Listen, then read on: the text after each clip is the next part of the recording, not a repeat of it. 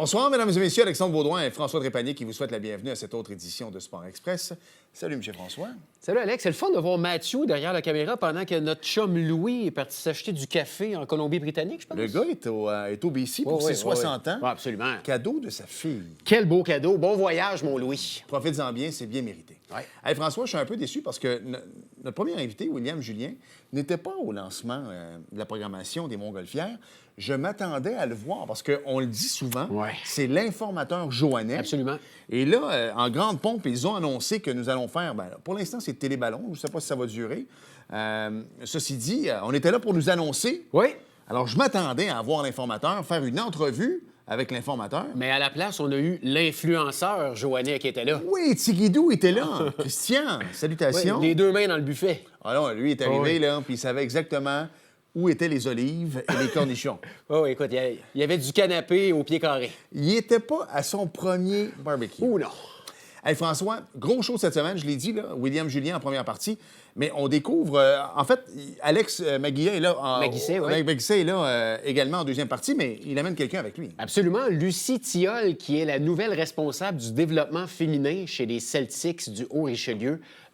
Gentille jeune femme qui vient tout juste d'arriver, tout juste 7 mois, de la France pour venir travailler avec nous chez les Celtics. Bienvenue à Sport Express.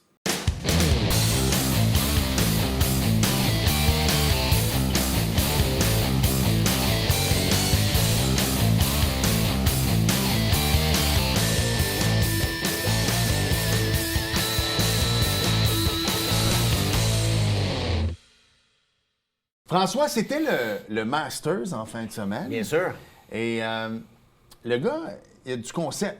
Oui. Parce que, tu sais, on parle souvent d'une Macédoine sportive avec notre invité de cette semaine, l'informateur joannais, mais là, c'est définitivement l'informateur mode. Ah oui, non, écoute, c'est quoi l'expression? Il est sapé comme un chef? Voilà, exactement. Et il est habillé aujourd'hui comme Gérard dans Closing Bar. William Julien est avec nous. Salut, William. Un pas en avant. Puis, exactement. Wow. Ah, mais moi, c'est le veston vert du mini-pas de Fabreville. Salutations à Carl Carmoni. C'est ça, exactement. Un fidèle de Sport Express. Ah oui, je me suis dit, on va faire concept. Puis j'étais content en plus pour Rory qui gagne ce veston vert-là. Fait qu'on en a chacun un. Il a même sorti la blouse. C'est vrai. C'est vrai. Pas ta blouse, ta chemise. Et voilà. En fin de semaine, on va commencer avec ça, la victoire de Rory. Je suis en train d'écouter, parce que ça s'est terminé vers l'heure du souper. On est à la maison, on fait un petit barbecue. Et Victoria, première chose, qui est dans toute son innocence, et là, quand je parle d'innocence, on ne parle pas de son état d'esprit, mais bien elle découvre la vie. Elle me dit, papa, pourquoi il pleure comme ça? Alors, je me suis mis à lui expliquer un peu le background de Rory McIlroy.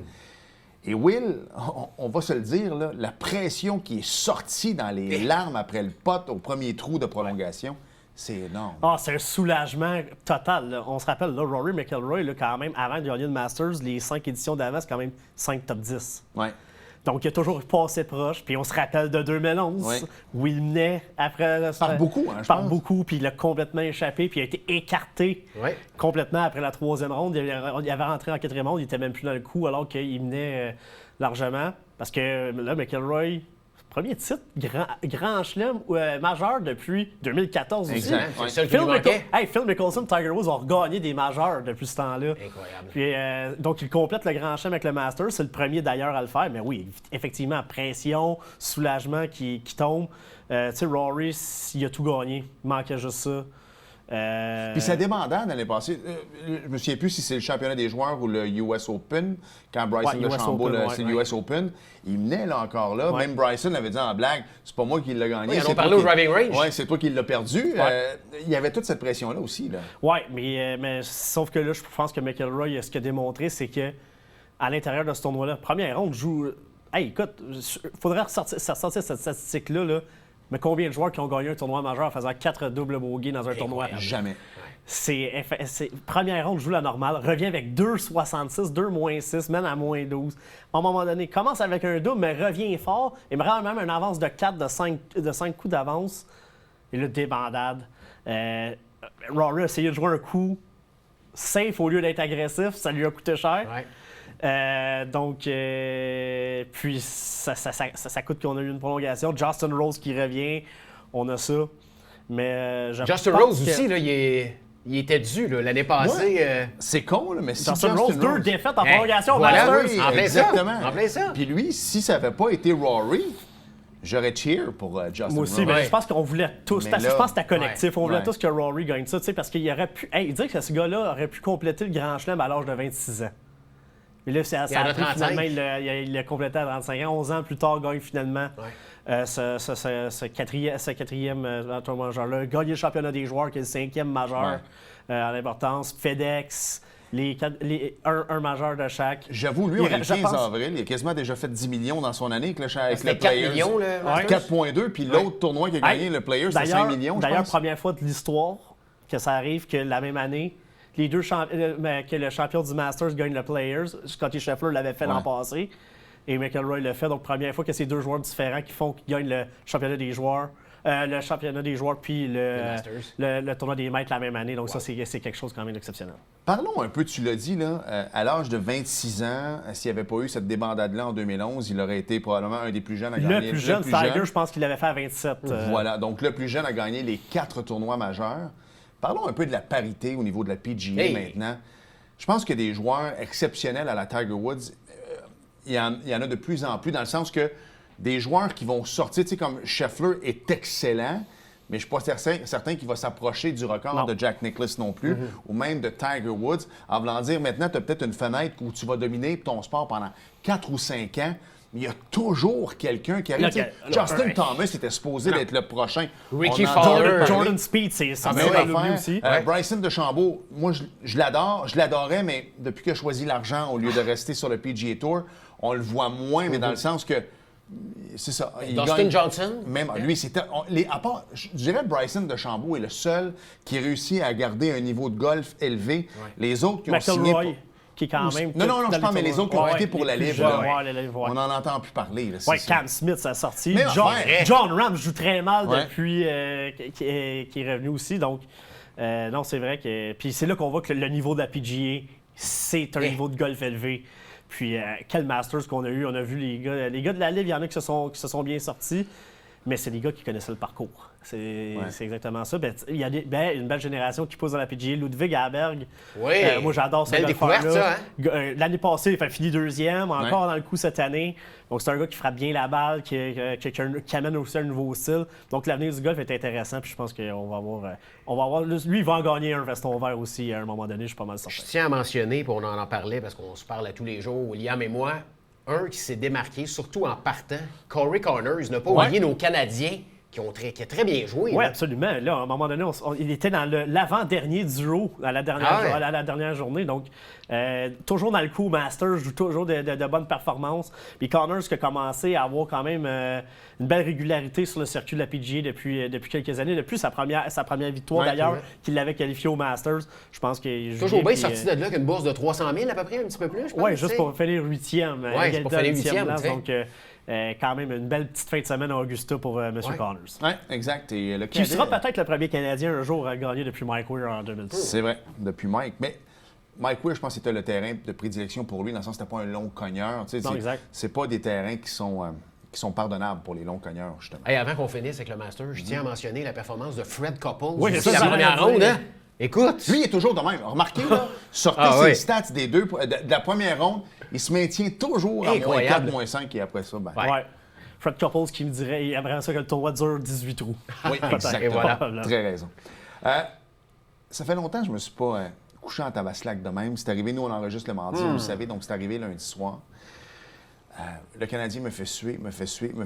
Ceci dit, parlons du 93, Ivan Demidov. Et pendant qu'on tourne, le Canadien pratique à Brossard et j'ai hâte de lire après. J'espère qu'on va le mettre avec le 14 et avec le 13 parce que Newhook, hier, aurait pu en scorer 7. En as-tu manqué des chances, lui? Moi, je pense que ça va prendre des joueurs de talent pour jouer avec Demidov parce que c'est comme Hudson. Lui, il voit des affaires que les autres ne voient pas. Là. Ah, absolument. Puis Demidov, c'est le meilleur talent repêché par le Canadien depuis Lafleur au niveau des attaquants. Ouais. Ça, c'est clair. Probablement le meilleur depuis Kovalev qui a joué dans l'organisation. Kovalev arrivait des Rangers de New York à l'époque. Mais moi, j'étais sur place hier soir. C'est ça, je me disais, parle-nous de l'ambiance. Sur place, tu vois des choses que tu ne vois pas à la télé. Ce gars-là fait des... Écoute, le premier but, là, la passe sur le but d'Alex Newhook, là, Connor Murphy, un vétéran d'environ 12-13 saisons dans la Ligue nationale, qui a mordu à seulement un petit geste de tête qui l'a fait sortir du jeu, la passe tout seul à l'enclave. L'ambiance était fou. Tour d'honneur, il y avait Ryan Green qui jouait son premier match pour les Blackhawks de l'autre côté. Première fois que j'entends qu'un tour d'honneur est tué. Copieusement en plus. Wow. En plus de ça, Demidov est arrivé. La foule était debout pendant la chauffement. À chaque présence, la foule réagissait, même s'il ne touchait pas la rondelle. Ce que j'ai aimé de Demidov hier, c'est qu'à chaque présence, il a provoqué quelque chose. Dès la première.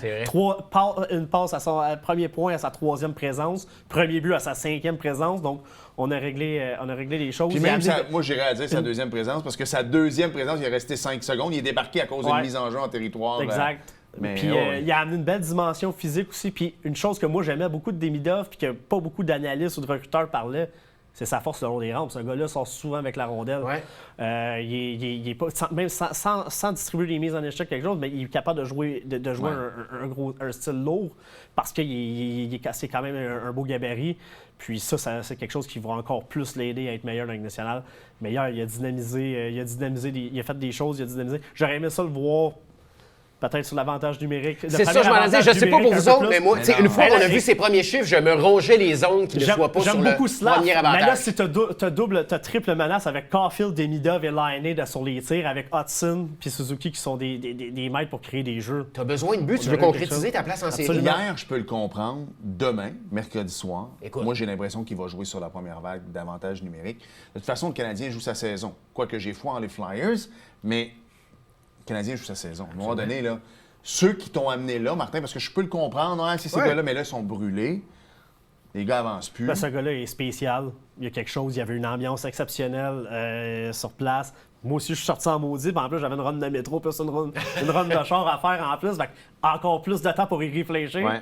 Mais sinon, l'ambiance, là, dans le métro hier, c'était silencieux. Là, on est allé à 2-0, on a dit, hey, on va aller célébrer dehors avec les partisans, tout le monde va être content, qualifie la place. Ça va être une ambiance. Finalement, ça a fini avec un pétard mouillé. Mais le Canadien est si proche, là, il faut y aller. Demidov, il est exceptionnel, il amène quelque chose. Tu sais, c'est comme si c'était un joueur de location qu'on avait amené parce que c'est inattendu. Qui ne te coûte rien parce que c'est un gars mais tu vois que le kid à 19 ans va être capable de prendre la pression. Là. Mais oui, lui, il drive. Et puis, n'oubliez pas, le gars vient de la Russie. Là. Je suis désolé, là, mais ce gars-là, c'est des mentalités complètement différentes. Ouais. Il ne vit pas dans une grande démocratie. Ce gars-là est habitué de se faire dire quoi faire depuis quel âge de 12 ans, à quelle heure il se lève, à quelle heure il mange, à quelle heure il va à la salle de bain. Lui, il va arriver en Amérique. Là. Ça peut être dangereux des fois, mais là, madame l'a suivi. Mais ce que je veux dire, c'est qu'il est libéré. Il est bien encadré, je pense, avec le Canadien, avec la haute direction, avec Martin Saint-Louis comme entraîneur. Puis déjà, des joueurs qui le prennent sur Lane Hudson qui comme un vétéran. Et ça, je termine puis là-dessus. Samuel Montembeau, beaucoup de bons mots pour Samuel Montembeau, qui dit qu'il s'occupe beaucoup des jeunes, puis qui est déjà à faire son aide. Donc, je pense qu'il y a un bon vestiaire pour... je pense que c'est pour ça qu'Hughes s'est décidé de l'amener tout de suite, parce qu'il savait qu'il y avait un bon vestiaire pour bien l'encadrer. Et quand le Canadien se dit surpris, peut-être que c'était déjà signé pour le 1er juin, parce que lui, son contrat se terminait le 31 mai. Mais c'est drôle, hein? À part son visa, son appartement était déjà signé, c'est déjà meublé, et sa voiture de courtoisie était disponible déjà ce matin. Parce que là, Lane Hudson l'a amené à l'aréna, mais tout était déjà planifié. Il n'avait pas habité chez personne. Quelle surprise! Le Canadien avait déjà tout réservé. Alors, quelle surprise! La visite en Russie, c'était pas un hasard. Oui, on va dire que c'était prêt pour le 1er juin. Disons ça de même, qu'il va l'habiter. Puis j'espère qu'il va passer l'été aussi. Là. J'espère qu'il ne commencera pas à retourner là-bas. Non, je pense qu'il veut rester ici puis s'établir bien à la communauté pour le camp d'entraînement. Suzuki passe l'été ici. Il vit à temps plein. Oui, puis j'avoue, comme je disais tantôt, c'est pas comme si le gars venait du Michigan. Il vient de la Russie, s'acclimater Nord-Amérique. Regarde, Montréal, c'est beau l'été. Là. Ouais. Reste ici. Retourne au pire 2 semaines en vacances. Voir tes parents, mais passe l'été ici. Salutations à la femme de Jeff Petrie. Tu parles du Michigan. Oui, elle a tellement adoré Montréal et les mesures sanitaires. Ah oui. Rapidement, puis honnêtement, ça ne mérite pas de passer plus qu'une minute là-dessus. Les changements de coach au CF Montréal, ils ont un début de saison terrible. On peut bien mettre ça sur la faute qu'ils jouent à l'étranger, là, mais c'est pathétique, ce club-là. Ah, bien écoute, en même temps, Laurent Courtois, c'est un agneau sacrifié dans tout ça. Pas de club, c'est le terrain. Ouais. T'as pas de talent. À un moment donné, le schéma. On a vu des belles petites choses depuis que Donadel est arrivé. Peut-être un meilleur esprit d'équipe, ça fait pas gagner des matchs. On score pas de but. Et on score pas. On n'a pas de créativité. Écoute, le match contre Charlotte en fin de semaine, l'entrée au Stade Saputo, des passes qui étaient complètement hors cible. C'était des passes trop longues, des passes qui rataient. On essaie des centres, c'est complètement raté. C'est même pas proche de la surface. Il n'y a pas de créativité. Puis si tu n'as pas de talent, tu as beau avoir le schéma, puis tu créeras rien. Puis avec les commentaires qu'on a entendus de Joey Saputo, c'est dans l'entrevue aux médias italiens, ça regarde pas bien. Pour là, la MLS qui veut changer les règlements, commencer la saison plus tôt, on va aller jouer au stade olympique, c'est quoi? Bien, ça risque d'être ça. Là. Si le stade, un jour, il peut... Mais là, le tunnel, il va bien. Là. On va changer de tuyau dans pas long. Fait que, si on peut être en avance aussi au stade, ça sera peut-être le fun. Pour une fois qu'on pourrait être en avance sur quelque chose au Québec, dans c'est très, très rare. Juste de même... On va aller à la pause tout de suite après, juste pour revenir avec le Canadien. Quelqu'un peut m'expliquer c'est quoi les lobes qui sont mis à faire en zone défensive ou lobés jusqu'en zone... On tente d'aller chercher de la vitesse, on tente d'être le premier sur la rondelle, la science de notre vitesse, mais ça ne marche pas tout le temps. J'ai jamais vu ça de l'année, des maudits lobes. Là. Ils ont sorti ça, c'est quoi? Ils ont inventé ça? Des fois, Mike Matheson aurait intérêt à faire ce jeu-là au lieu de garder la rondelle. Ça pourrait... Un de tes favoris. Là. Non, pas vraiment. Le numéro 8, non, exactement. On s'arrête le temps d'une courte pause et au retour, là, on va tomber dans le positif parce que j'ai très, très hâte à la prochaine saison des Alouettes. J'ai l'impression que... On repart sur des nouvelles bases avec Phil Pott qui revient, Davis Alexander. Donc, on s'arrête le temps d'une courte pause. Et au retour, on revient avec le récipiendaire du dernier veston vert du mini-pot de l'Assomption, Fabreville, William Julien. Bougez pas.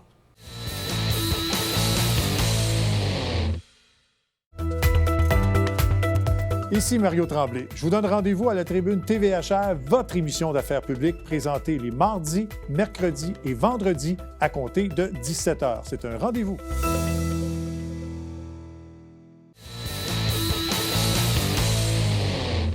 Nous sommes de retour à Sport Express et avant la pause, on en parlait à quel point j'avais hâte de parler des Alouettes de Montréal parce que je pense qu'ils sont sur une belle lancée depuis leur Coupe Grey il y a 2 ans. Parle-nous un peu de cette décision-là d'amener Davis Alexander comme titulaire au poste de quart. Je pense que ça a été une décision bien acceptée dans le vestiaire, puis je pense qu'on devait se rajeunir.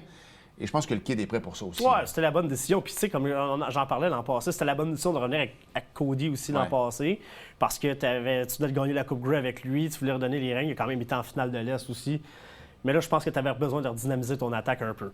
On a vu que Cody Fajardo avait des faiblesses un peu, surtout dans les passes profondes. Dans les zones profondes, c'était des passes qui étaient peut-être un peu plus... le bras, il n'y est plus, évidemment. Il a 37 ans, je pense. Oui, c'est ça. Mais il y a encore les qualités athlétiques, mais il faut quand même donner... Mais Alexander amène justement ces qualités athlétiques-là. Il amène un nouveau style de football, un gars qui veut gagner, qui à chaque jeu va vouloir aller chercher le gros jeu. Mais à quoi doit-on s'attendre? Will? Il ressemble à qui comme carrière? Là, les gens qui ne l'ont jamais vu jouer, y a-t-il une comparaison à faire? Ben, mettons, ceux qui ont suivi la Ligue canadienne, si on fait une comparaison de Ligue canadienne, ceux qui ont suivi la Ligue canadienne, je pourrais dire que c'est un gars qui a l'intelligence d'un Ricky Ray, avec les qualités athlétiques de peut-être d'un Henry Burris ou d'un Ryan Durant à l'époque. Donc, un beau mélange. Moi, je trouve que c'est un corps arrière qui est très intelligent et qui sera, le corps arrière partant le moins bien payé, le deuxième moins bien payé de la Ligue. À 400 000, on est rendu là, les carrières gagnent pas maintenant, un peu loin de 600 000, je pense. Oui, exact. Les bons, et surtout qu'il y a beaucoup de vétérans aussi encore dans la Ligue, donc ça aide, mais lui, son contrat s'en va en progressant aussi au niveau des salaires. Donc, à la 3e année de l'entente, il va probablement être dans le top 3 des plus payés. Mais c'est exceptionnel ce que ce gars-là va apporter. Avec l'attaque de Jason Moss, mais là, avec le retour de Phil Pott, Mac qui va être là dès le début de la saison, Snead qui va revenir en santé. Les Alouettes ont un personnel de receveurs exceptionnel, probablement le meilleur de la Ligue, à mon avis. Si on peut avoir un bon appui du jeu au sol, avec Fletcher, si on peut juste amener quelque chose, ça va être intéressant. La protection devrait être meilleure, mais je pense qu'on veut faire des ajouts. On est allé chercher Cyril Hogan Saint-Don sur le marché des joueurs autonomes. C'est un gars qui va amener beaucoup plus de stabilité que peut-être un Philippe Gagnon. Beaucoup plus jeune aussi, beaucoup plus athlétique.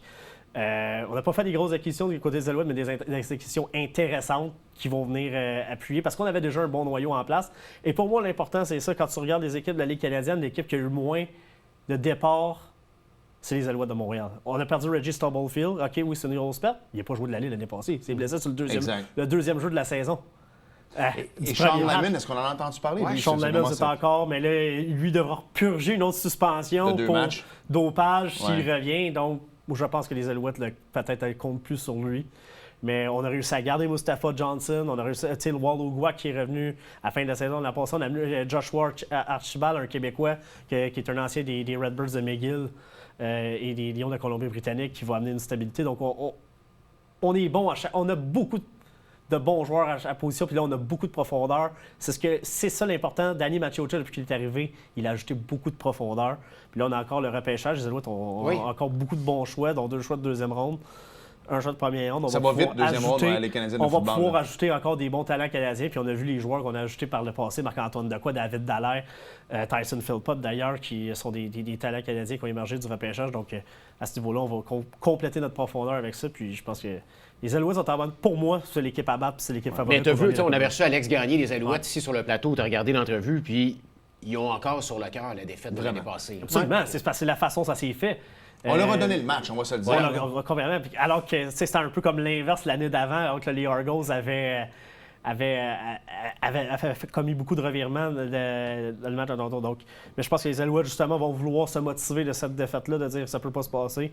Je pense encore que c'est l'équipe à battre pour ce que j'ai énuméré Alexander qui s'amène, le retour de plusieurs joueurs qui vont être en santé, dont dans le groupe de receveurs, et le fait aussi qu'on est l'équipe la plus stable au niveau des pertes puis des arrivées. Donc, pour moi, je pense que les Alouettes... Davis Alexander, on va l'aimer. Et j'irais jusqu'à dire, messieurs, qu'il sera candidat ou peut-être même le joueur par excellence avec les Canadiens l'an prochain. Dès l'an prochain. On enregistre ça, hein? Ouais. Toujours détenteur de billets de saison? Oui, et avec le chandail d'Alexander qui est arrivé d'ailleurs. En plus, j'aime ça. Moi, je suis dans le syndicat des corps arrière. Hein, fait que... Exactement. Et on va en parler tout de suite de tes corps arrière parce que, bon, changement de garde en Formule 1, on y reviendra plus tard si on a le temps, mais je suis un gars de Saint-Bruno, alors il faut absolument parler des Barons. On est dans la saison morte actuellement. C'est commencé intérieur. Oui, exactement, un petit peu. Quel genre de saison on prévoit en 2025? Là, ce sera au midget pour moi cette année. Quelques entraîneurs qui montent du bantam au midget. On va suivre, dans le fond, on veut suivre notre cohorte des 2 dernières années. C'est ça, mais toi, la dernière fois que tu étais venu, on n'était pas certain si tu montais. Ça va être au midget. Avec les mêmes collègues? Oui, presque. Et plus des gars qui étaient déjà au midget qui vont être là pour nous appuyer. Mais on est content. Je pense que c'est quelque chose qui est intéressant de suivre nos joueurs. On a fait une demi-finale avec eux dans les 2 premières années au Bantam, ces gars le monde. Donc, je pense que suivre notre cohorte, on a comme une genre de continuité de travailler. Ces gars-là savent comment que nous, on travaille. On va retrouver nos vétérans de la finale de 2023 qui étaient déjà là, qui vont être là, qui vont jouer leur 2e année. Puis il y en a certains qui vont être éligibles pour une 3e année. Donc, on va avoir 2 très bonnes années. On va avoir beaucoup de joueurs. Ça va nous faire du bien cette année. De coacher plus que 25 joueurs, jusqu'à 40. Et il y aura ton neveu, François, qui sera dans mon équipe. Salutations à Elliott Laprise, qui est le fils de Philippe Laprise et de Mylène, que je salue, qui sont ma belle-sœur et mon beau-frère. Est-ce qu'Elliott sera de la formation? Absolument. Moi, j'adore Elliott. Un costaud. De ce que j'ai vu, on va avoir des belles choses à faire avec lui. C'est un gars qui aime le football aussi, qui trippe. Un bon jeune homme aussi. Oui, très bon. Il va être un très bon coéquipier en plus. Donc, on est très content. On va avoir environ une estimation d'environ une 40aine de joueurs cette année. Donc, on va avoir de la profondeur. Plus l'année passée. Plus que c'est les 2 dernières années combinées ensemble. Ouais. Et vous allez jouer où? Quand est-ce qu'ils font Ravasalière, ça c'est fait. Ça va être ce printemps. Donc, on va pratiquer à Trinity pour le printemps. Mais on va jouer nos premiers matchs de la saison à l'extérieur pour finir à domicile. Oui, parce que c'est ce que j'allais dire. Ils ont le temps de changer le terrain synthétique. C'est ça. Et la piste d'athlétisme. Ils font tout au complet, mais c'est ça, je te dis, ça prend pas 3 ans. Là. Non, c'est ça. Donc, ça va être... Parfois, ça peut prendre 3 ans. Probablement, nos premiers matchs vont être clairement sur la route pour finir à domicile, donc pour se donner le temps. Mais oui, on va avoir un nouveau terrain en plus cette année, donc on va essayer d'inaugurer avec, mettons, une belle victoire, un beau titre des Barons. Ça fait longtemps que les Barons n'ont pas eu de titre, il me semble, non? Ce serait le fun. Il y a eu 2 finales il y a 2 ans, mais 2 défaites. C'est pas la bonne manière. Moi, finaliste, là, j'en ai... Écoute... Moi aussi, ça me fait encore mal sur le cœur. Exact. Mais on va essayer. Ça serait beau. Nouveau terrain, nouveau championnat. Pourquoi pas? J'aime ça. Absolument. Parlons un peu de ton podcast, Bulletin sportif. Ça va bien, ça aussi? Oui, on est très contents. Écoute, on a arrêté évidemment de le faire au mois de novembre après les finales du Bol d'Or. Donc, une belle saison morte. On a enregistré un podcast il y a 2 semaines sur le recrutement au niveau collégial. Donc, les joueurs collégials qui sont passés au niveau universitaire. On a fait le tour des équipes. Écoute, on a mis ça en ligne. Il y avait 1000 visionnements dans la première heure. Wow. C'est vraiment les gens, surtout sur l'aspect football, on est très choyés de faire ça. des commanditaires qui commencent à rentrer dans le chose et tout. Puis, tu sais, nous, on fait ça par passion, puis on fait ça aussi pour les jeunes. Tu sais, les jeunes aiment ça, entendre qu'on parle d'eux, puis parce qu'ils n'ont pas une vitrine incroyable au niveau du sport collégial, du sport universitaire. Puis, tu sais, comme j'ai fait un commentaire sur un jeune joueur de ligne défensive qui jouait à Valleyfield, qui est allé, qui s'est engagé avec les Gators de Bishop, puis j'ai nommé son nom, puis le lendemain, je recevais un message de ce jeune en privé qui me disait « Hey, merci de m'avoir pour les bons mots et tout ». Puis ma réponse a été « C'est pour vous autres qu'on le fait ça. » D'ailleurs, on aime le football, on aime couvrir ça, puis on le fait pour eux, puis leur donner une vitrine. Puis tant mieux. La paix, dans le fond, c'est de voir que les jeunes... Puis même les entraîneurs, tu sais, on est allé au Vol d'Or, là, puis on allait sur le terrain après, puis les entraîneurs de l'équipe qui gagnait, même si on n'avait pas pris contre eux autres, « Hey, vous entendu? » Puis on vous l'a mis d'en face, tu sais. Fait que là, il y a eu comme un esprit de camaraderie. Toutes les équipes nous écoutent, fait que ça, c'est cool aussi. Fait qu'on est très contents, puis on espère que ça va peut-être évoluer dans le temps. Mais tu sais, vous avez beau être impliqué dans le football depuis longtemps, football scolaire, mais faut quand même que tu fasses tes devoirs, là, parce que tu connais pas tous les jeunes joueurs de football à travers la province. On a beau avoir l'Internet qu'on a aujourd'hui, c'est difficile des fois d'aller chercher de l'information sur ces gars-là. Moi, ce qui m'aide, surtout au niveau des joueurs collégiales, c'est que c'est des fois, il y a beaucoup de joueurs que j'ai coachés, mais des gars que j'ai coachés contre aussi. Donc ceux qui montent, je peux les connaître un peu plus, mais évidemment, là, 3 divisions, tu connais pas tous les joueurs. Moi, je connais un certain secteur que j'ai, autant quand je coachais scolaire que je coachais civil. Mais les gars de le gars de Chicoutimi qui s'en vient jouer, il ne connaît pas. Il faut que tu fasses tes devoirs. C'est pour ça qu'on regarde tous les matchs. On essaie de se partager des matchs. On essaie de se regarder des séquences. Il faut être passionné. Puis il faut aimer ça. Mais c'est beaucoup de travail, mais on aime ça. Puis ça dure. Comme tu l'as dit, la paye à la fin, c'est que les coachs et les jeunes joueurs écoutent le podcast. Les organisations aiment ça. Puis si ça peut permettre à des jeunes de découvrir le sport, mais de découvrir des programmes aussi, peut-être qu'ils ne connaissaient pas. Mais ça fait partie de notre mission à Phil et Marc et moi. On va terminer avec la grosse nouvelle des Blue Jays de Toronto. 500 quelques bonnes raisons de rester au Canada pour Vladimir Guerrero Jr.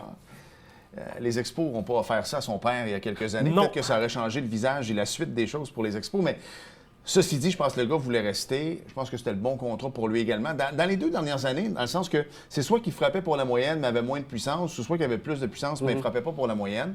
Je pense que là, il est allé chercher un bon contrat dans les circonstances, moins de 50 millions par année, là, pas 500 millions sur 14 ans. Mais c'est de la grosse argent quand même. Oui, mais je pense que Guerrero s'est dit... Avec le début de saison qu'il avait, ça n'a pas un gros début de saison, je pense qu'il s'est dit « OK, là, j'ai une grosse offre sur la table, je suis aussi bien de prendre ça. » Toujours pas frappé de circuit encore aujourd'hui. Donc, je pense qu'il s'est assis avec son agent, puis ils se sont dit « Je pense qu'on est mieux de prendre ça parce que peut-être que sa valeur aurait continué à baisser. » Puis il dit donc on avait un contrat, on sécurise des années, on sécurise le montant. Ça va devenir la vedette de cette franchise-là. Ça prenait ça à Toronto, c'est un joueur qui est quand même électrisant quand il est en pleine forme. Donc, ça prenait ça, puis c'est bon d'avoir un bon joueur comme ça au Canada. Même si je ne suis pas un fan des Blue Jays, je pense que ça prend ça pour garder justement l'intérêt. Puis les Blue Jays, écoute, c'est une équipe qui marche bien au niveau de la masse salariale, au niveau des assistances, avec ce qu'on a fait dans les rénovations du Rogers Center.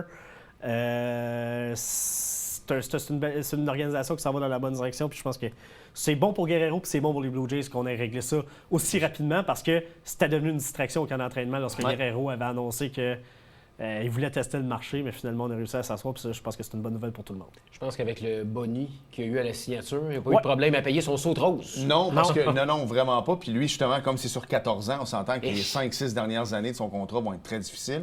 Donc, il va être plus facilement échangeable parce que le gros de son contrat va déjà avoir été donné. Puis il n'y a pas de masse salariale au baseball majeur, donc ça ne viendra pas jouer sur le calcul.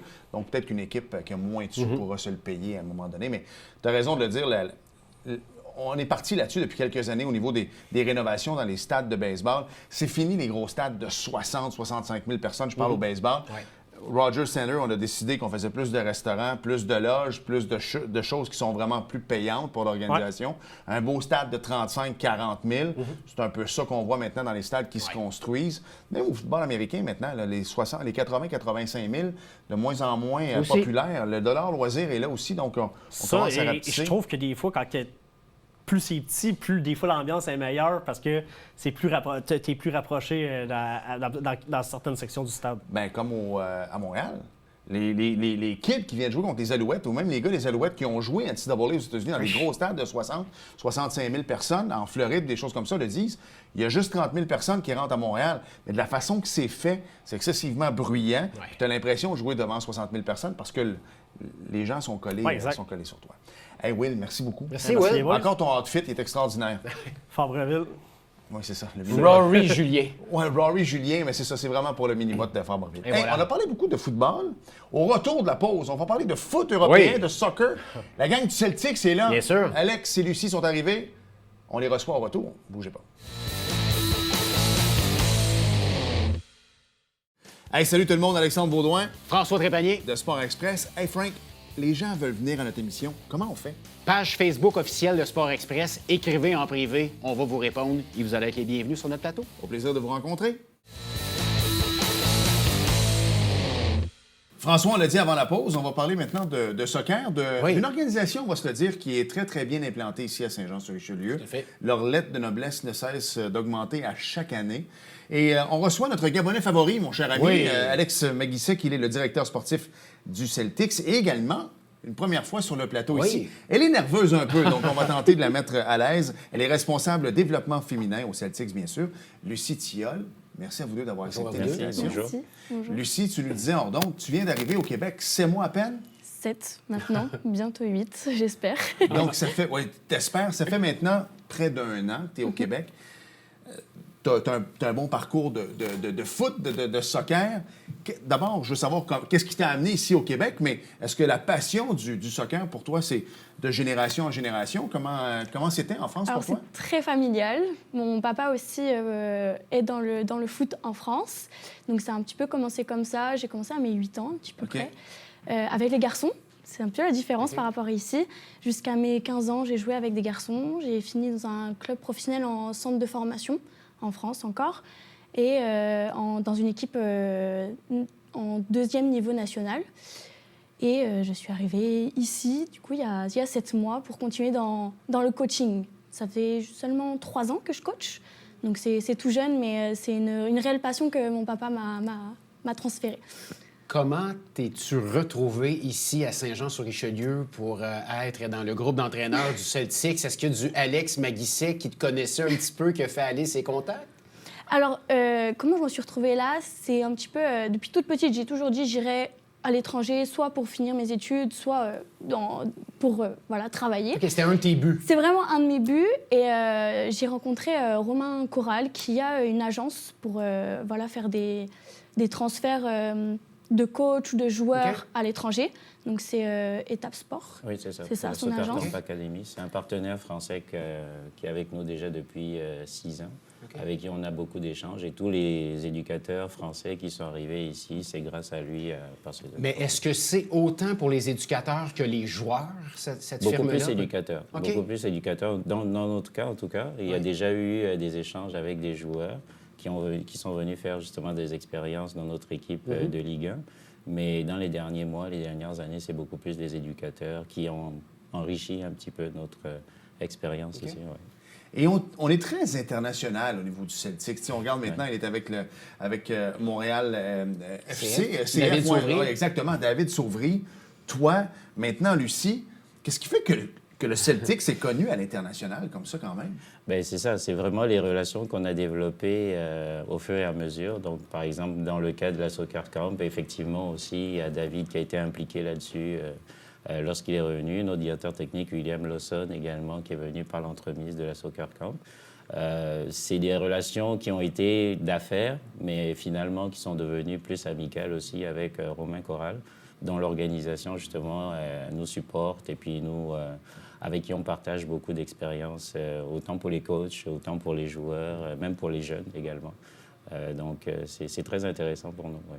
Je sais que tu as une question, mais moi, j'en ai une qui me brûle les lèvres. Quand Alex est arrivé ici au pays, on s'entend, il arrivait du Gabon, donc pour lui, nos infrastructures étaient peut-être extraordinaires, parce qu'on s'entend, les images, on les a vues, à quel point tu as commencé, tu sais, c'est quasiment comme dans des films, je dirais pas dans des bidonvilles, mais pas loin, vous aviez justement des ballons qui traînaient sur le banc, on va jouer avec ça, on va se faire défiler avec 2 cannes, et ça va être comme ça, puis vous aviez autant de plaisir.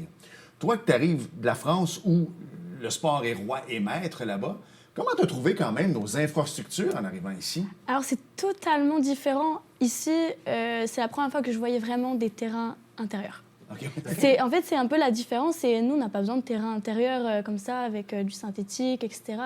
Nous, si on a des terrains intérieurs, c'est vraiment comme des gymnases. On n'a pas de ce genre de terrain en France. Donc, ça a vraiment été un petit peu... c'est le premier terrain que j'ai vu au Celtics. J'ai fait « Oh, waouh! C'est énorme! » Alex, je veux que tu nous parles un peu du rôle de Lucie. Est-ce que c'est un nouveau poste, premièrement, chez les Celtics? Et si oui, est-ce que ça fait longtemps que vous aviez ça en tête de créer un poste au développement féminin, justement? Oui, ça fait déjà presque 2 ans qu'on est justement en train de réorganiser un petit peu la structure au niveau du club. Et puis, on s'est dit qu'il fallait justement mettre une figure féminine justement dans le développement du soccer féminin. Parce que de plus en plus, dans tout le Québec en général, c'est quand même une problématique qui est très importante. Et puis, on voulait être aussi en avant avec ça. Donc, avec la relation que nous avons développée avec Romain, ça nous a permis, entre autres, de pouvoir dénicher justement une perle rare, si on veut dire, pour être capable, compliment, celui-ci. être capable justement de mettre en place ces structures-là. Et puis aussi avec l'expérience de joueuse, de coaching, ça lui permettait aussi de commencer un petit peu à s'investir dans le projet. Donc pour nous, c'est un début, c'est sûr, d'avoir cette figure-là, mais on veut, à travers, dès cette année, justement, mettre en place des choses qui vont perdurer dans le temps. Quand tu as vu l'offre d'emploi, que tu t'es fait solliciter un peu, qu'est-ce qui t'a allumé? Qu'est-ce qui a fait que tu t'es dit hey, cet emploi-là, c'est fait pour moi, ça? En fait, déjà l'année dernière, j'ai passé mon diplôme de coaching en France. Je l'ai eu, je l'ai obtenu. Je sais que je voulais faire vraiment du coaching, mais je me suis toujours dit que je voulais un petit peu, entre guillemets, marquer l'histoire sur le foot féminin. Wow. Voilà. Et quand j'ai vu que le Celtics me proposait quelque chose pour vraiment développer le soccer féminin ici au Québec, j'ai vraiment sauté sur l'occasion et c'est exactement ce qui me convenait. Je pouvais coacher et participer au développement du soccer féminin. Parle-nous un peu du soccer féminin en France, puis après ça, on va revenir ici. J'ai été surpris tantôt quand tu disais que tu as joué beaucoup au foot avec les garçons, dans le sens que quand tu arrives au Québec, le hockey féminin va de mieux en mieux. Les filles jouent de plus en plus avec les filles parce qu'il y a assez de filles pour faire des ligues féminines. Et je m'attends que si un jour ma fille irait en France, bien, elle jouerait avec des garçons parce que probablement, il n'y aurait pas assez de filles pour faire des équipes féminines de hockey. Je m'attendais au contraire que, vu que c'est votre sport national, que tu aies joué avec des filles en bas âge. Alors, est-ce que vous également, vous avez le même problème des fois que nous, en voulant dire c'est difficile pour une fille de faire sa marque dans le foot féminin? C'est très difficile. On a du mal à faire des groupes complets. Donc, quand on se retrouve avec pas assez de filles, on préfère les mettre avec des garçons. Ou si on a des filles... ce qui est compliqué aussi au soccer féminin, c'est qu'il y en a qui vont arriver, toutes débutantes, et puis il y en a qui ont déjà commencé depuis 3 ans. C'est un petit peu la difficulté. Un niveau d'écart se forme, et ces joueuses-là qui ont commencé il y a un peu plus longtemps, pour leur progression, on leur propose en France de les mettre avec des garçons dans un objectif de performance et de continuer à progresser. Je comprends. Comment aimes-tu le programme ici du Celtic jusqu'à maintenant? Là, ça fait 7 mois que tu es ici. Comment trouves-tu la structure qui est déjà établie ici? Je suis vraiment impressionnée du Celtic. Comment est-ce qu'il est vraiment performant en fait sur le staff, etc. Il m'apporte vraiment beaucoup de soutien. Et c'est pour ça que j'ai déjà dit au club que je resterai encore autant que je peux. Mais vraiment, en fait, plus je vois de travail, plus j'ai envie de continuer et à avancer en fait dans cette collaborer avec eux aussi. C'est ça. Sans jeter la pierre au...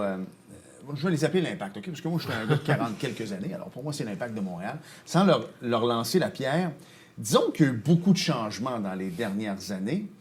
Au Celtics, Alex, on va se le dire, je trouve qu'il y a une belle continuité d'année en année. Tu es toujours là. Les gens parlent du Celtics.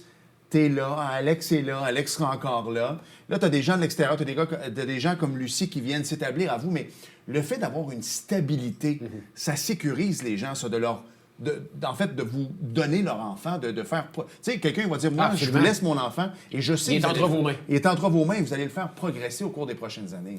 Effectivement, c'est vrai que c'est un point fort dans le club, la stabilité au niveau des dirigeants, mais aussi, nous, au niveau des idées, ce qu'on veut, c'est être capable de, comme tu dis, marquer cette continuité-là. Lorsqu'on prend en charge des jeunes, on veut leur donner un objectif à atteindre un élan, si tu veux, pour se développer. Donc, de commencer plus jeune et puis de finir avec, des carrières dans le senior, c'est intéressant et puis c'est ça qu'on veut. D'ailleurs, dans le cas des soccer féminines, c'est un petit peu ce qu'on veut mettre en place, la capacité à donner une vision, de dire, si vous commencez à 4, 5, 6 ans, ce ne sera pas juste à 12 ans que vous allez arrêter, vous pouvez aller jusqu'en senior parce qu'on a des étapes à suivre, des programmes à vous proposer pour continuer à vous développer. C'est sûr qu'il y en a qui vont se diriger plus vers du loisir, mais il y en a d'autres aussi qui ont des capacités qui vont être développées, qui vont se développer jusqu'à aller dans le senior, performer, université, ainsi de suite. Donc, c'est un petit peu le chemin qu'on vise pour mettre en place, autant chez les garçons que chez les filles également.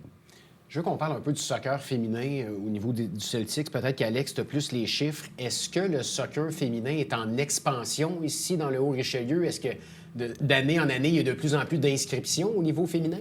Ben non, justement, c'est un petit peu le combat qu'on vit en ce moment. Donc, on veut travailler pour qu'il y en ait voilà, plus. Exactement. Okay. Et c'est même pas juste une question sur Saint-Jean-sur-Richelieu, c'est vraiment général. Okay. À travers juste les clubs de la Rive-Sud en général, tout le monde a remarqué qu'il y avait une baisse un petit peu d'inscription dans ce sens. C'est pour Est-ce qu'on sait pourquoi? C'est ça? Comment on explique ça? Je dirais qu'une des raisons, c'est aussi qu'il y a beaucoup d'autres sports qui se développent, qui développent l'intérêt chez les filles. Par exemple, la danse, la gymnastique, où les jeunes filles commencent quand même assez tôt.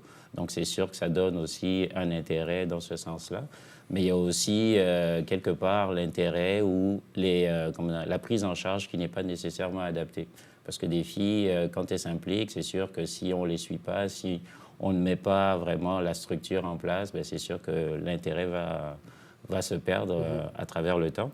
Donc, c'est pour ça qu'on essaie justement de mettre, entre autres, des figures féminines qui vont servir de modèle un petit peu à développer cet intérêt-là et puis à garder justement l'intérêt pour qu'elles continuent plus tard. Mais c'est vraiment généralisé. Okay. Pas juste à Saint-Jean. Pas juste à Saint-Jean, oui. C'est vraiment une problématique. Et avant même que tu prennes la décision de traverser l'Atlantique, Lucie, tu as vu que l'équipe nationale canadienne féminine avait quand même gagné les Jeux olympiques, vont très bien au niveau international. Mais c'est vrai qu'un coup que c'est terminé, souvent la Coupe du monde est aux 2 ans, les Jeux olympiques sont aux 4 ans. On en entend moins parler de ces femmes-là, de ces filles-là. Alors qu'en Europe, je sais que les clubs, comme le Paris Saint-Germain ou des choses comme ça, ont des clubs féminins. Une des plus grandes légendes françaises va coacher, le fameux Rose FC. C'est dans l'organisation. Oui, exactement. Elle est directrice sportive, Marinette Pichon. Exactement. Et ça, c'est une légende vivante en Europe. Ça, elle fait partie de l'équipe nationale longtemps. Donc, le fait d'avoir du soccer professionnel en Europe, féminin, ça existait déjà. Est-ce que le fait d'avoir maintenant le Rose FC ici, à Montréal, ça va aider justement les jeunes filles à peut-être aller se trouver de nouvelles idoles et s'inscrire dans ce sport-là? C'est sûr que ça va trouver de nouvelles idoles, mais ça va aussi créer un moins gros palier, en fait, entre... nous, on a une Ligue 1, c'est semi-professionnel, et derrière, on n'avait pas encore de palier, c'était encore trop grand, on n'avait que les équipes nationales, en fait. Ouais. Et là, ça va pouvoir créer un palier et plus d'opportunités de créer des féminines qui peuvent vivre du soccer. Pas de football. Et juste pour rebondir là-dessus, l'arrivée des Roses, effectivement, c'est bienvenu dans le soccer national, même au Québec, parce que justement, on parlait d'intérêt, de donner justement une vision et des opportunités à des joueuses à travers justement leur formation. Une fois qu'elles ont fini, par exemple, le cégep, les universités, il y a cette opportunité-là avec les Ligue 1 au niveau plus provincial, mais avec les Roses au niveau professionnel. Dans un contexte local, c'est sûr que ça va être encore plus intéressant pour les jeunes filles. Ouais.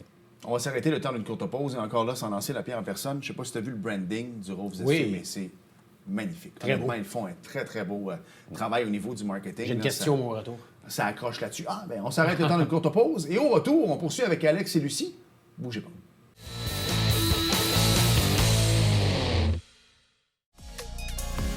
Bonjour, ici François Trépanier. Je vous donne rendez-vous tous les jeudis 17h pour l'émission La Vitrine, où je vous fais découvrir des gens de la région qui se distinguent. À bientôt.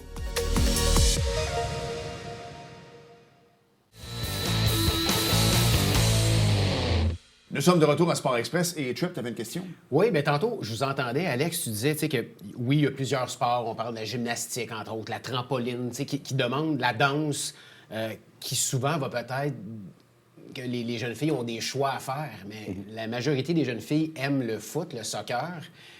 Qu'est-ce que vous auriez à dire à des jeunes filles qui nous regardent présentement, qui hésitent à chaque année? Est-ce que je devrais faire de la danse? Qu'est-ce que je devrais faire du soccer? Comment on les convainc, ces jeunes filles-là, de venir dans votre programme?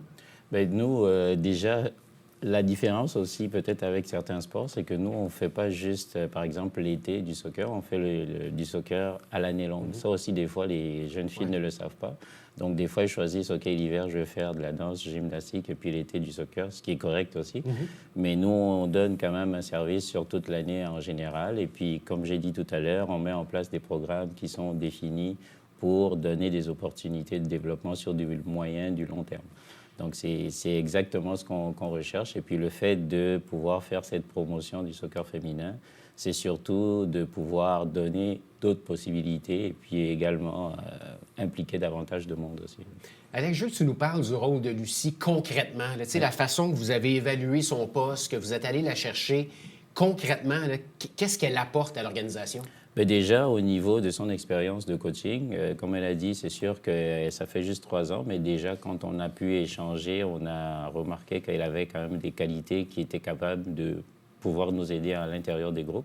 Donc, au niveau du coaching, elle s'occupe non seulement de notre sport-études à l'intérieur, et puis également de 2 équipes de jeunes. Donc, on parle des 13 ans et puis des 16 ans. Et puis, en dehors de ça, mais quand on lui a donné le rôle de développement féminin, c'est parce qu'aussi, elle avait déjà travaillé sur un projet de développement dans son ancien club en France, qui m'a intéressé parce que je me disais ça pouvait donner des outils et puis une vision différente aussi à mettre en place ici, quelque chose qu'on n'avait jamais fait. Donc, par exemple, organiser des activités, comme récemment, on a organisé une porte ouverte où on a accueilli plusieurs jeunes joueuses qui n'avaient jamais essayé, qui sont venues essayer. Et puis, je pense que dans l'ensemble, l'expérience a été super bien appréciée. Et c'est quelque chose qu'on veut répéter également pour donner justement le goût à toutes les joueuses de pouvoir essayer au moins et puis peut-être se donner une opportunité de s'investir davantage. Parce que souvent, on va passer en voiture devant le stade, puis quand on n'est jamais rentré, on dirait qu'on n'a pas le réflexe de... Mais là, en faisant des portes ouvertes comme ça, bien, exact. On va aller voir à quoi ça ressemble, ce stade-là, puis peut-être essayer le sport, puis au bout de la ligne, s'inscrire. Oui, c'est ça. C'est ça l'idée. Ouais. Ce qui est le fun avec le Celtics également, c'est que, tu sais, là, tout le monde n'a de yeux que pour Ivan Demidov avec le Canadien de Montréal. Même toi qui arrives de l'Europe, tu as dû en entendre parler à quelque part, tu as dû googler, mais qui est ce Ivan Demidov? Mais ceci dit, lorsqu'il a quitté le SKA à Saint-Pétersbourg pour s'en venir ici à Montréal, les gens disaient, arrêtez, on a toujours eu une belle collaboration avec Ivan. Il est dans notre organisation depuis l'âge de 12 ans. Donc, en Europe, on le voit souvent dans le sens que de jeunes filles ou de jeunes garçons qui sont pris dans un club très, très tôt et qu'ils vont développer jusqu'à leur équipe professionnelle. Vous avez du senior maintenant à vos Celtics. Oui. C'est un peu ça maintenant que vous voulez faire en voulant dire commencez chez nous à 7, 8, 9 ans, puis on va vous amener jusqu'à 21, 22, 23 ans. Exactement. C'est vraiment, on s'est donné justement... comment ils appellent, un path, ils appellent ça, un cheminement justement de joueurs où tu commences à 4 ans, tu peux finir senior justement, et puis tu peux choisir aussi est-ce que tu veux continuer dans l'élite ou bien plus dans le loisir. Donc cette opportunité-là ne limite pas nécessairement les possibilités à tout le monde, et en fonction de comment les jeunes progressent, bien, ils peuvent se diriger sur le cheminement qu'ils veulent. Et les équipes seniors, justement, pour nous, c'est une opportunité aussi de servir de modèle à des jeunes avant d'atteindre, par exemple, le niveau du CF Montréal ou bien des Roses. Bien, on peut commencer à essayer d'atteindre notre niveau plus senior avec notre Ligue 1 féminine, notre Ligue 1 masculine. Et puis après, ben, se donner d'autres opportunités après. Là. Je sais qu'on en a déjà parlé, Alex, mais votre développement paye au bout de la ligne parce que lorsqu'on regarde, on a reçu Élise Baudry ici, qui est une jeune fille qui a passé par le programme des Celtics, et les filles jouent dans la NCAA maintenant aux États-Unis, à travers le Canada. C'est quand même une fierté pour le programme d'avoir des jeunes femmes comme ça qui vous représentent un peu partout là, en Amérique du Nord. Effectivement. Et puis, juste dans notre équipe Ligue 1, depuis quelques années, on a quasiment la moitié de l'équipe, justement, qui joue en NCAA. Ben c'est ça, c'est du gros calibre. Là. On va inviter les gens à pouvoir... Parce que c'est accessible, les gens peuvent aller les encourager, mais c'est du gros calibre de soccer. Oui, c'est du très bon soccer. Écoute, justement, avec ces différentes expériences-là, les filles sont capables de proposer des choses intéressantes. Ensuite... donner justement un spectacle intéressant. Là, ils ont commencé leur saison justement samedi dernier à la maison. Ils ont joué contre Chaudière-Ouest et puis ils ont gagné 5-0. Donc, le prochain match, c'est le 26 avril au Cégep, parce que là, on est revenu jouer au Cégep maintenant. Donc, le 26 avril, ça vaudrait la peine de venir voir ça. Absolument. Un des plus américains des Français, c'est Joe Dassin. Les gens ont tendance à l'oublier, mais c'est un Américain quand même, avant d'être un Français. Et lui, il dit toujours l'Amérique, l'Amérique, l'Amérique. C'est vrai qu'au niveau des Européens, il y a toujours cette espèce de petit... toujours quelque chose envers l'Amérique, toujours quelque chose de fascinant. Mais tu l'as dit, le fait d'avoir la MLS maintenant en Amérique, ou est-ce que le soccer nord-américain est maintenant sur les plateformes en Europe, avant que c'était moins un peu publicisé, le fait d'avoir maintenant du gros calibre féminin au niveau de la NCAA, de grandes universités qui vont maintenant repêcher au niveau européen, est-ce que tu penses qu'il n'y aura pas que toi? Est-ce que tu penses qu'à un moment donné, il va y avoir un exode de filles, de femmes européennes qui vont décider de s'en venir en Amérique? Moi, je pense qu'il y a beaucoup plus de moyens qui sont mis en place pour le soccer féminin, que ce soit aux États-Unis ou ici au Canada. Donc, je pense que ça va attirer et j'espère que les Roses vont profiter en fait de ce moment-là, de se montrer pour pouvoir montrer les opportunités qu'ils peuvent donner. Et si je continue et que je surfe sur ça, tu es arrivé au Québec quelques semaines après les Jeux olympiques qui ont été un franc succès, on va se le dire. Là, à Paris, ça a été extraordinaire, que ce soit la cérémonie d'ouverture qui est terminée par notre Céline, qui est votre Céline également, mais quand même, puis ça a été quand même 2 semaines d'événements sportifs à la hauteur. Alors, les jeunes ont pu découvrir d'autres sports. Est-ce que, justement, si je reviens avec le soccer en Europe, est-ce que, justement, les gens n'auront pas dire « Hey, c'est notre sport », mais là, les jeunes vont découvrir d'autres sports et il va falloir les ramener. Est-ce qu'il y aurait un examen de conscience à faire, justement, en Europe, de dire, regardez, c'est notre sport national, il faudrait peut-être... parce que j'ai l'impression que ça commence à s'éparpiller pas mal. Alors oui, c'est sûr que si on montre plein de sports, ça peut vite attirer « Ah, ça, j'aime bien, ça, peut-être que j'aime bien ». Mais je pense que la passion du soccer, elle reste toujours en nous.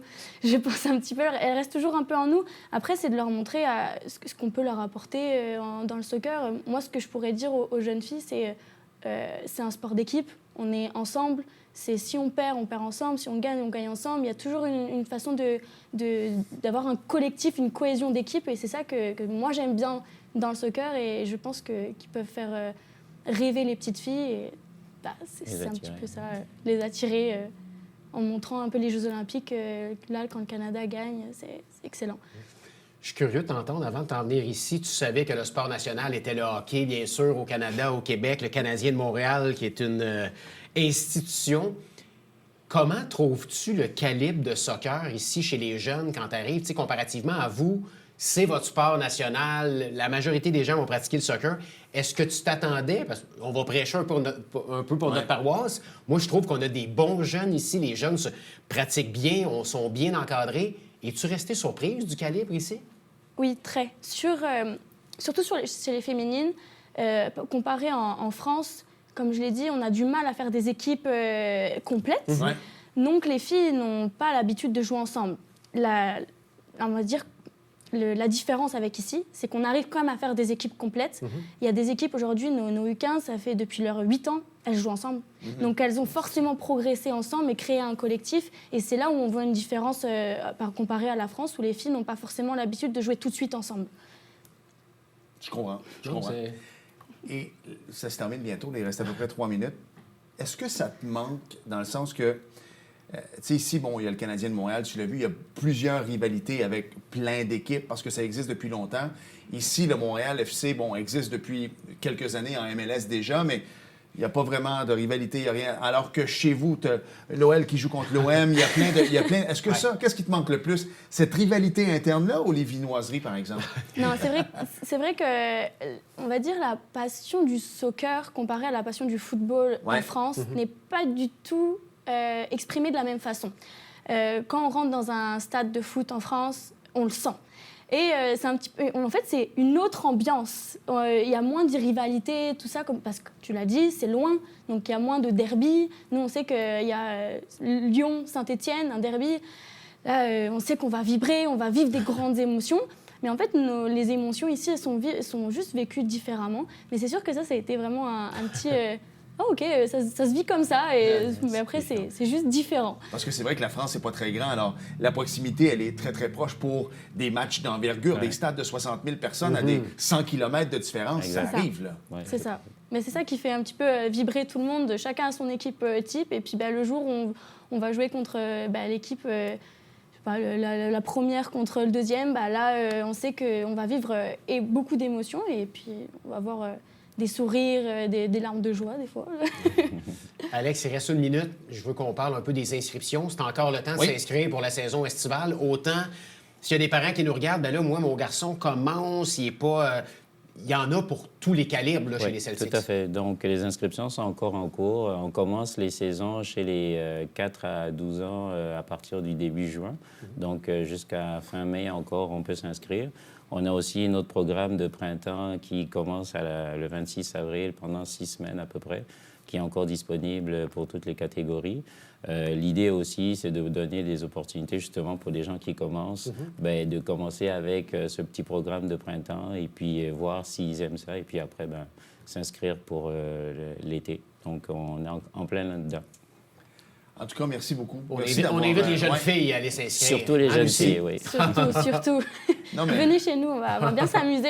Elle a du pain sur la planche. Comme on a dit, elle prend quelque chose et elle va l'amener à un autre niveau. C'est un beau défi. Vraiment, vraiment. Et Lucie, Alex, on te l'a déjà dit, mais merci d'avoir quand même choisi le Québec comme terre d'adoption pour parler de votre expertise. Et ça prend des gens comme vous qui développent des gens comme nous maintenant, qui à un moment donné, dans 15-20 ans, ce sera toujours en collaboration avec vous, mais il y aura des Québécois qui auront peut-être plus de postes clés dans des choses comme ça, mais vous prenez votre expertise, vous l'amenez. Puis ça, par exemple, rapidement, on le voit depuis que tu es ici, à quel point... On n'a jamais entendu autant parler des Celtics. Des Celtics, mais je veux dire, même des Québécois qui connaissaient plus ou moins le foot il y a une vingtaine d'années, qui aujourd'hui sont rendus des connaisseurs. Ce que je veux dire, c'est que vous êtes bien entourés par des gens chez nous. Là. Non, mais en plus d'amener cette connaissance, cette expertise, mais les gens aussi ici s'impliquent beaucoup. Il y a beaucoup de gens qui ont des compétences au Québec, avec qui on s'entoure pour justement continuer à mettre en place des programmes.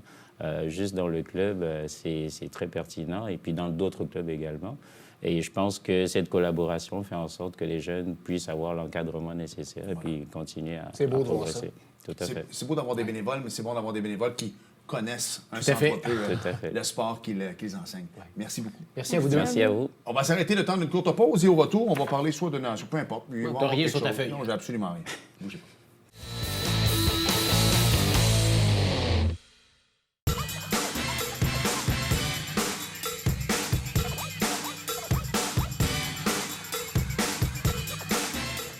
Dimanche, 9h30, Télé Bingo, on vous attend.